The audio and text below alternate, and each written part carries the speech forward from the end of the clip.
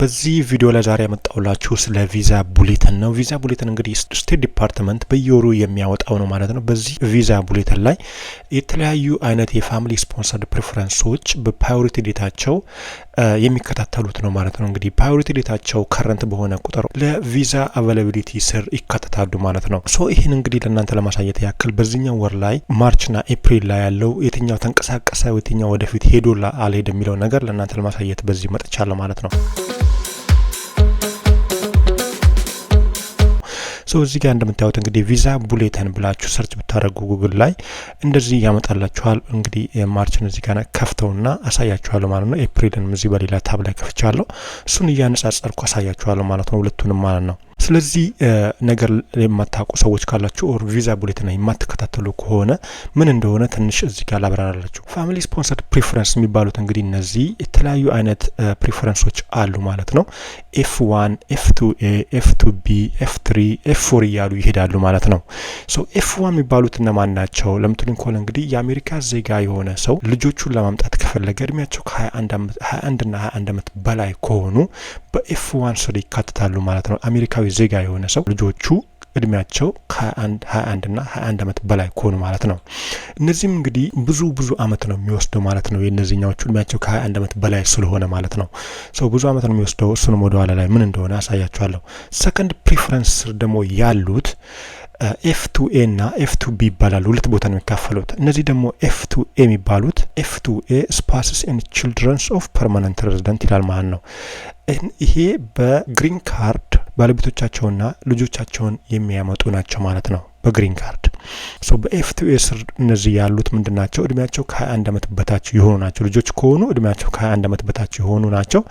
እነሱም እንግዲህ ሁለቱም እነዚህ ስፓውስና ልጆች 77% ኦቨርኦል ሰከንድ ፕሪፈረንስ ሊሚቴሽን አላቸው ማለት ነው። እነዚህ ሞር እንትን የቪዛውን ሊሚቴሽን ኦር ቪዛውን አብዛኛውን ኮታ የሚወስዱት እነዚህ ኤፍ2ኤዎች ናቸው ማለት ነው። እንደዚህኛው ሳይሆን ኤፍ2ቢ ደግሞ የሚባሉት ያላገቡ unmarried sons and daughters 21 years age or older of permanent resident ይላል።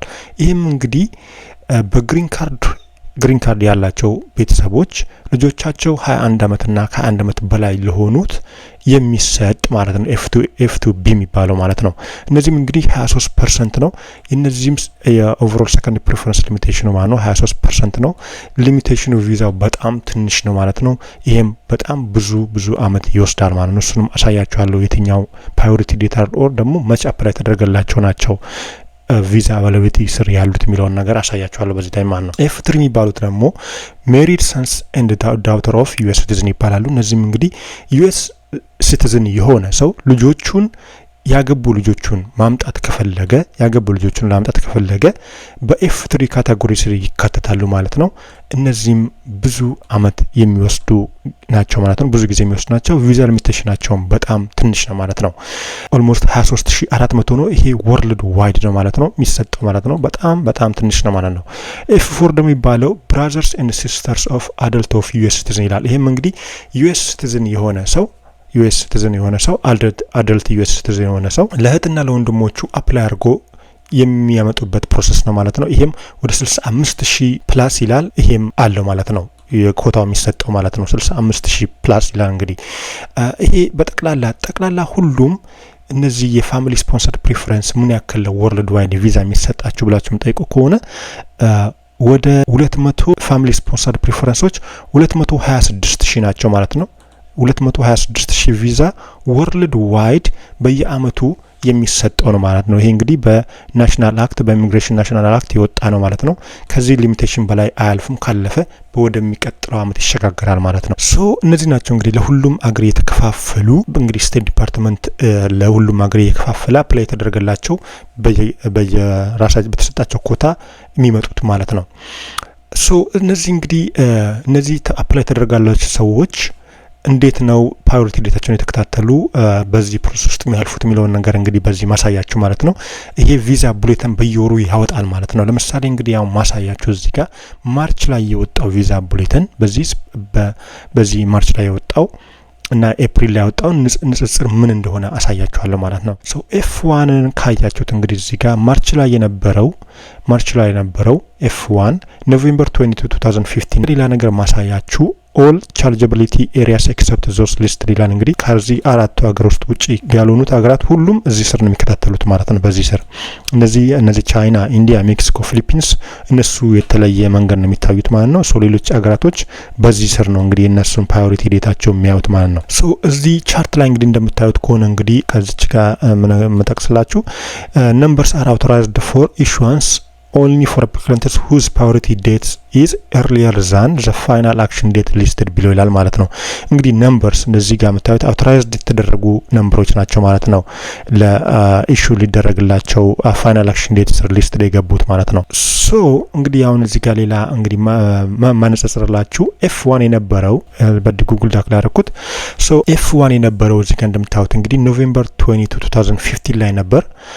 F1 ኤፕሪል ላይ የወጣው ለሚመጣው ወር ላይ የወጣው ፕራዮሪቲ ዴታቸው F1ዎች ማርች 15 2016 ዳ ሚንስ ከኖቬምበር 2015 ወደ ማርች 15 2016 መጥቷል ማለት ነው። ዳ ሚንስ ይሄኛው F1 የሚባሉት እነዚህኛዎቹ ተንቀሳቅሰዋል ማለት ነው። ወደፊት ተንቀሳቅሰዋል F1ዎች ማለት ነው። ለአንሜሪድ ሰንስ እና ዳውተር ኦፍ ዩኤስ ሲቲዝን ማለት ነው። እንግዲህ ዩኤስ ሲቲዝን የሆነ ሰው ላላገቡ ልጆቹ አፕላይ ያደረገ ሰው ካለ የትኛው ዓመተ ምህረት ላይ ፕራዮሪቲ ዴት የሚያሳየው 2000 ማርች 2016 በፊት አፕላይ ተደረጋላቸው ማለት ነው። ማርች 15 2016 ላይ በኤፕሪል ቪዛ ቡሌተን ላይ ማለት ነው። ዳሚንስ እንግዲህ አሁን ያለንበት 2025 ነው። ከዛሬ 9 ዓመት በፊት አፕላይ ተደረገላቸው ናቸው ማለት ነው የሚታይላቸው ማለት ነው።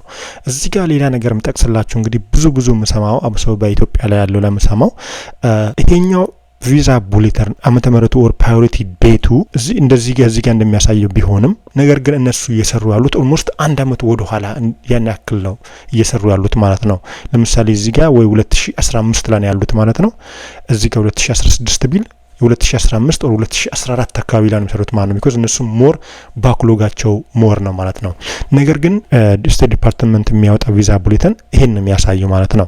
ዳት ሚንስ እነዚህኛዎቹ ሰዎች ኦር እነዚህ አፕላይ ተደረጋላቸው ሰዎች ከማርች 15 2016 በፊት ያሉት ለቪዛ አቬላቢሊቲ ሬዲ እንደሆነ ነው ስቴት ዲፓርትመንት የሚያሳየው ማለት ነው። ለኢሹዋንስ አውቶራይዝድ የተደረጉ ፕራዮሪቲ ዴቶች ናቸው ማለት ነው። እዚህ ጋር እንደሚለው ከሆነ numbers are authorized for issuance only for applicants whose priority date is earlier than the final action date ይላል ማለት ነው። ሶ እንግዲህ እዚህ ጋር ሌላኛው ማሳያችሁ ኤፍ2ኤዎች ደግሞ ማን ናቸው? ኤፍ2ኤ ደግሞ ጃንዋሪ 1 2022 ይላል። እንግዲህ ኤፍ2ኤ በኤፕሪል ላይ ወጣውም ተመሳሳይ ነው። ጃንዋሪ 1 2022 ነው የሚለው ምንም ለውጥ የለውም ማለት ነው። ኤፍ2ቢ ምንላቸው ደግሞ ኤፍ2ቢ ሜይ 22 2016 ላይ ነው የነበረው ማርች ላይ ከዛ በፊት የነበሩ ማለት ነው። አሁን ደግሞ ኤፍ2ቢ ትንሽ አንድ ወር ወደፊት ጁላይ ከሜይ ጁላይ አይደለ ጁላይ 22 2016 ላይ ነው ያለው ማለት ነው። አንድ ወር ቪዛ ፕራዮሪቲ ወደፊት ሄዷል ማለት ነው። ኤፍ3 ነው ሞር ከሁሉም በደንብ የተንቀሳቀሰው ማለት ነው። ኤፍ3 ምንላቸው ማን ናቸው? ኤፍ3ዎች እንግዲህ ያገቡ የዩኤስ ሲቲዝን የሆኑ ልጆች ናቸው ማለት ነው። ያገቡ ማለት ነው ኤፍ3 የሚባሉት ማለት ነው። እነሱ መጀመሪያ የነበሩት ማርች ላይ የነበረው ከጁላይ 1 2010 የነበረ ነበር። አሁን ደግሞ የሄደው ትንሽ ኤፕሪል 1 2011 ላይ ደርሷል ማለት ነው። ኦልሞስት ይሄ ወደ 9 ወር አካባቢ ማለት ነው። ከጁላይ እስከ ኤፕሪል ከቆጠራችሁ ወደ 9 ወር አካባቢ ምናምን ይሆናል ማለት ነው። ያን ማየት ትችላላችሁ ማለት ነው። በደንብ ነው ወደፊት የተንቀሳቀሰው ማለት ነው ይሄኛው። ሶ እነዚህኛዎቹ እንግዲህ ከኤፕሪል 1 2011 በፊት ያሉ ለቪዛ ኢሹዋንስ አውቶራይዝድ የተደረጉ ፕራዮሪቲ ዴቶች ናቸው ማለት ነው። ኤፍ4 ላይ ከሄድን ደግሞ ኤፍ4 ምንም እንቅስቃሴ ያላሳየም። ይሄም ኤፍ4 የምንለው ቅድም እንግዲህ እንደነገርኳችሁ ብራዘርስ ኤንድ ሲስተርስ ነው። ይሄም አሁን ያለበት ዓመተ ምህረት ማርች ላይ የነበረውም አሁን ለኤፕሪል የወጣውም ተመሳሳይ ነው ማለት ነው። ኦገስት 1 2007 ማለት በጣም ብዙ አመት ነው ማለት ነው። ከ2005 2007 ብትቀንሱ እንግዲህ ስንት አመት ማለት ነው። ያ ያክል ጊዜ ይወስዳል ማለት ነው። በዚህ አይነት ፕሮሰስ ውስጥ ለማምጣት እህትና ወንድሞቻችሁን አፕላይ ያደረጋችሁ ካላችሁ ማለት ነው ብዙ አመት ነው የሚወስደው ማለት ነው። ይሄን እንግዲህ ለእናንተ ለማሳየት ነው የመጣሁት ዛሬ በዚህ ቪዲዮ ላይ። እንግዲህ ዛሬ የተንቀሳቀሰው ኦር የማርች ቪዛ ቡሌተን እንቅስቃሴ ያሳየው ማለት ነው። ለኤፍ1ዎችና ኤፍ3ዎቹ ሞር በጣም እንቅስቃሴ አሳይቷል ማለት ነው። በጣም አሪፍ ነገር ነው። ቪዛ ቡሌተን ካልተንቀሳቀሰ ኦር ደግሞ ፕራዮሪቲ ዴት ካልተንቀሳቀሰ ኤምባሲ ላይ ኢንተርቪው አይኖርም ማለት ነው። ቢኮዝ ባለበት ላይ ከቆዩ ምንም አይነት እንቅስቃሴ የለም ማለት ነው። ነገር ግን ቪዛ ቡሌተን እንቅስቃሴ ካሳየ ኬዞች ደግሞ ለመጣራት ኦር ቪዛ ኢንተርቪው ለመግባት እንደዚህ ወደፊት ይሄዳሉ ማለት ነው። ፕራዮሪቲ ዴታቸው ማለት ነው። ሶ ያን ያክል ለማሳየት ነው ዛሬ በዚህ ቪዲዮ ላይ መጣውላችሁ እንግዲህ